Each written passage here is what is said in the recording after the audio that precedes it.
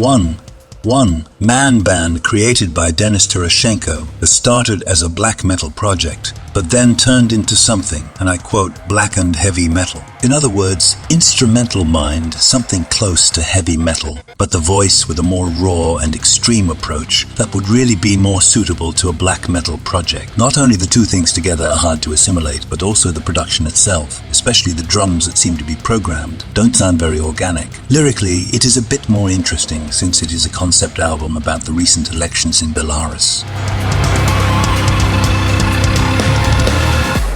Xavier Boscher is one of the great French guitarists, with his path having had relevance in metal, but where he then went down a solo path that took him down more esoteric paths in terms of concept and musically by an approach between fusion jazz and even ambient.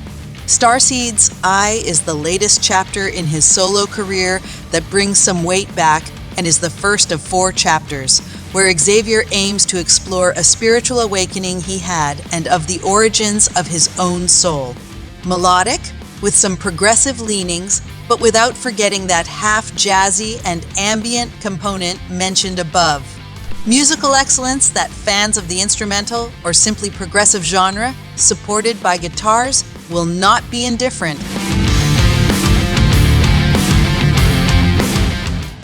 Second album from the Austrians, who present a hard and heavy that has so much of classic but also shows with capacity to surprise. The production is in the perfect spot where we have power but also an organic feeling, and to sound like heavy metal, it is not necessarily a solution to have a rotten production. But then we have delightful details like the guitar and sax duel in the solos of High Under Pressure. Classic feeling, but some boldness that may not be enough for those who never saw Hard and Heavy in a passionate way, but for those who feel that passion, this is a very good album.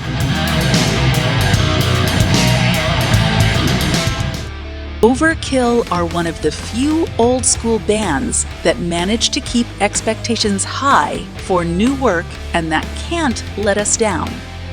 Which is exactly what happened with Scorched, their 20th album. 20 albums where, despite some qualitative ups and downs, the constant was always heavy music. And unlike some classics that still endure, Overkill belongs to the group of bands that have managed to keep the creative glow without presenting more of the same and without depersonalizing a dynamic identity with almost 40 years of history. Scorched presents itself to the service as a heavy album, full of grit and full of dynamics, without fillers.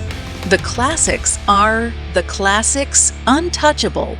But in a few years, this too may well be a classic. It would be nothing to be shocked about.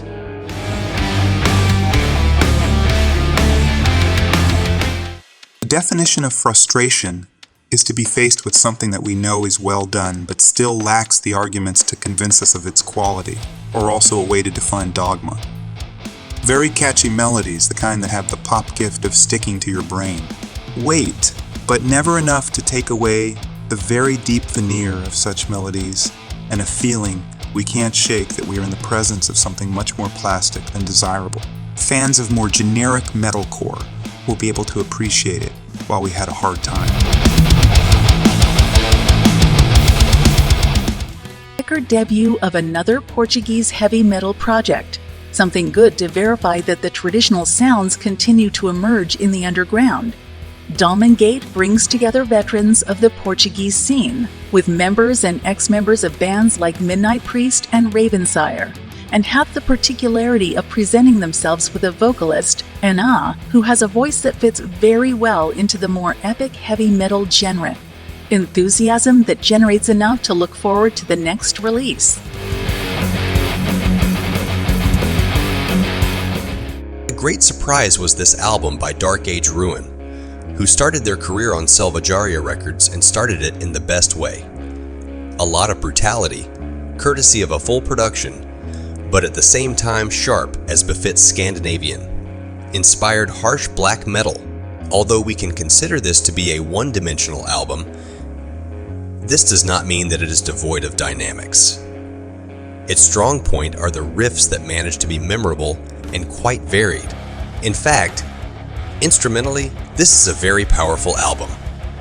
Vocally, there are no big surprises, but the approach, even without great variations, fits this record like a glove. Good debut in the Portuguese black metal underground.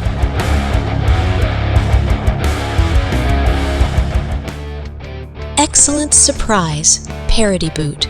The band released a debut album in 2009, which we didn't know about, so we were completely blank for this second one, released 14 years later, and what it presents is quite refreshing, despite not being exactly original, and that too was once more of a problem than it is today.